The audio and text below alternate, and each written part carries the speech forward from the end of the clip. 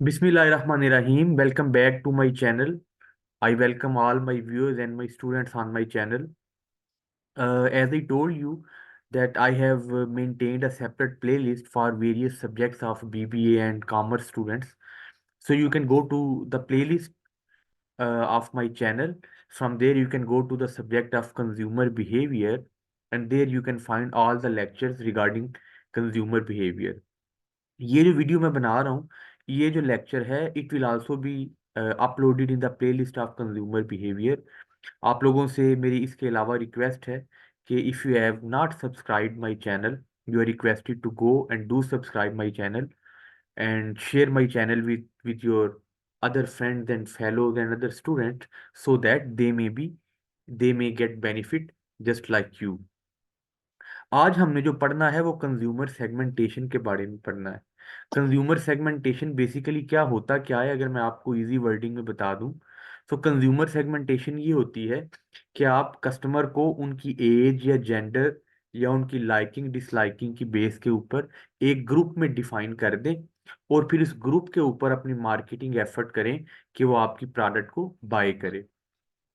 मैं इसको एक्सप्लेन करने की बजाय मैं इसको साथ साथ आपके लिए पढ़ता भी जाऊंगा और उन लाइंस को एक्सप्लेन करता जाऊंगा ताकि आपके लिए इसको अंडरस्टैंड करना आसान हो। डेफिनेशन ऑफ सेगमेंटेशन जी, क्या कहता है देख लेते हैं। Segmentation means to divide the market place into parts or segments which are definable, accessible, actionable and profitable and have a growth potential। Segment से क्या मुराद है? एक ऐसा छोटा हिस्सा जिसको आप प्रॉपर डिफाइन कर सकें, उसको इजीली असेस कर सकें, यानी उसको आप जांच सकें, उसको आप एक्सेस कर सकें, उसके ऊपर एक्शन ले सकें, अपनी मार्केटिंग एफर्ट्स पुट कर सकें, एंड प्रॉफिटेबल, और जिससे आप अपनी प्रोडक्ट्स को बाय करके या बाय करवा के प्रॉफिट कर सकें, और जिसमें ग्रोथ पोटेंशियल भी हो, उसको एक सेगमेंट कहते हैं। In other words, a company would find it impossible to target the entire market because of time, cost, and effort restrictions। इसका फायदा क्या है कि अगर ओवरऑल जो है मार्केट को टारगेट किया जाए तो ये बड़ा इम्पॉसिबल सा हो जाता है, बड़ा मुश्किल हो जाता है कंपनी को कि वो अपने कम टाइम के अंदर या अपनी कास्ट और एफर्ट कम एफर्ट के अंदर रह के उस पूरी मार्केट को टारगेट करे। ये उसके लिए बड़ा कॉस्टली भी होता है और एफर्ट्स भी ज़्यादा लगती है। ठीक है। सो सेगमेंट बनाना कंपनी के लिए एक फिजिबल, एक इजी वे रह जाता है कि कंज्यूमर को बेहतर तरीके से समझा भी जा सके और सेगमेंट बना के उस सेगमेंट को टारगेट किया जाए और वहां पे अपनी प्रोडक्ट्स को प्लेस किया जाए।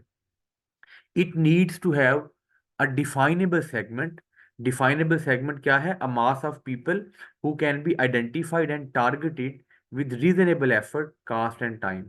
ठीक है। इसका क्या है कि एक डिफाइनेबल सेगमेंट बनाया जाए, सेगमेंटेशन में एक डिफाइनेबल सेगमेंट बनाया जाए जहां पे लोगों को आप इजीली आइडेंटिफाई कर सकें और उनको टारगेट कर सकें अपनी एफर्ट, अपनी टाइम और अपनी कास्ट को मद्देनजर रखते हुए।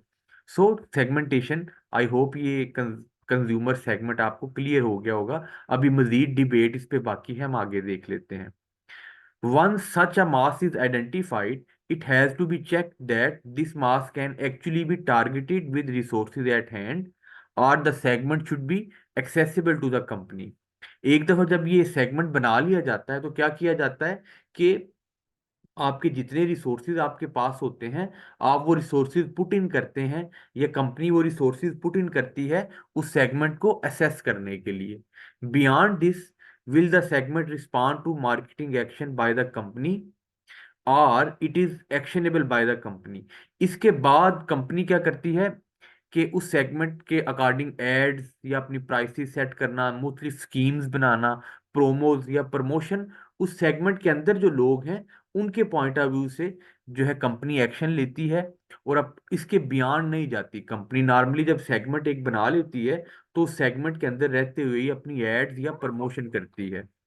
After this check, even though the product and the target are clear, it is profitable to sell them। ये देखने के आफ्टर दिस चेक, जब ये देख लिया जाता है, एक सेगमेंट बना लिया जाता है, even though the product and target are clear, is it profitable to sell to them. तो ये देखा जाता है कि क्या अब प्रॉफिटेबल है सेगमेंट के अंदर चीजें सेल करना कि नहीं। Is the number and value of the segment going to grow such that product also grows in sale and profit. और ये भी देखा जाता है कि क्या सेगमेंट जो है वो ग्रो कर रहा है या ग्रो करेगा। और अगर वो ग्रो करेगा तो डेफिनेटली जो प्रोडक्ट की सेल्स हैं वो भी ग्रो करेंगी, प्रॉफिट भी ग्रो करेगा। सो इस चीज को एनालाइज किया जाता है कि अगर आप उस खास सेगमेंट में अपनी प्रोडक्ट सेल कर रहे हैं तो क्या वो ग्रो करेंगी और आपके प्रॉफिट ग्रो करेंगे या नहीं। सो जब इस चीज का अगर आइडिया हो जाए तो डिसीजन लिया जाता है कि उस सेगमेंट में, सेगमेंट के अकॉर्डिंग आप एड्स भी बनाते हैं और अपनी चीजें फिर उस सेगमेंट में सेल भी करते हैं। आगे मजीद कंज्यूमर सेगमेंटेशन इसी टॉपिक की एक्सटेंशन है। इसमें क्या कहता है, consumer segmentation is the practice of dividing a consumer base into groups of individuals that are similar in specific ways relevant to marketing such as age, gender, interest and spending habits। दोबारा consumer segmentation की बात इसमें कर रहा है कि consumer segmentation में customer को किस तरह से डिवाइड किया जाता है मुख्तलिफ टारगेट एरियाज के अंदर, कि जहाँ पे उनकी एज, जेंडर और उनके इंटरेस्ट और उनकी स्पेंडिंग हैबिट्स एक जैसी हों। Customer segmentation, also called consumer segmentation or client segmentation procedure include। अब इसमें होता क्या क्या है कंज्यूमर सेगमेंटेशन में, deciding what data will be collected and how it will be gathered. जब भी सेगमेंट बनाया जाता है तो सेगमेंट बनाने से पहले उस सेगमेंट से डाटा इकट्ठा किया जाता है, जिस डाटा की बेस के ऊपर सेगमेंट बन रहा होता है।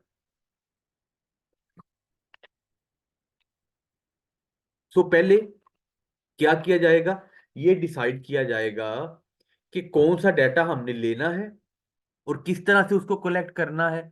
फिर collecting data and integrating data from various sources, data को कलेक्ट करना और उसको इंटीग्रेट करना, उसको मुख्तलिफ दूसरे सोर्सेज से वेरीफाई भी करना कि वो डाटा ठीक है। फिर developing methods of data analysis for segmentation, फिर आप ऐसे मेथड्स भी डेवलप करना कि जिससे आप उस डाटा को एनालाइज भी कर सकें कि वो डाटा क्या वाकई एक्यूरेट, वैलिड, रिलायबल है कि नहीं। फिर establishing effective communication among relevant business units such as marketing and customer service about the segmentation। फिर उस सेगमेंटेशन के बारे में आप अपनी कंपनी के अंदर ही अपनी मार्केटिंग डिपार्टमेंट में या कस्टमर सर्विस के डिपार्टमेंट में एक कम्युनिकेट भी करें कि इस सेगमेंट को हमने टारगेट किया है, यहाँ पे इतने लोग हैं, यहाँ पे इतने लोग मेल हैं, इतने फीमेल हैं, ये उनका परचेजिंग पैटर्न है। सो दैट आप उनके लिए एक प्रॉपर कंपेन कल को डिजाइन कर सके। सो हमने अफेक्टिव कम्युनिकेशन भी रखनी है अपनी कंपनी के वेरियस डिपार्टमेंट के अंदर अबाउट दैट सेगमेंट। फिर implementing applications to effectively deal with the data and respond to the information it provides। फिर आप implement करें, implementing applications to effectively deal with the data. आप डाटा के साथ इफेक्टिवली डील करें ताकि आप इस डाटा से कल को मीनिंगफुल फायदा ले सकें, इस डाटा से मीनिंगफुल रिजल्ट निकाल सकें।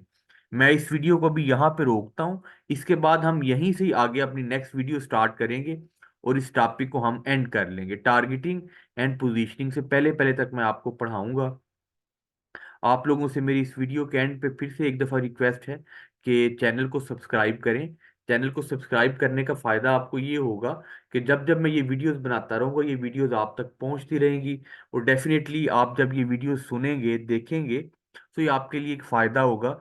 मुझे भी इसका शायद सवाब मिल जाए, मेरे लिए भी एक सदका जारिया की हैसियत रखता है ये।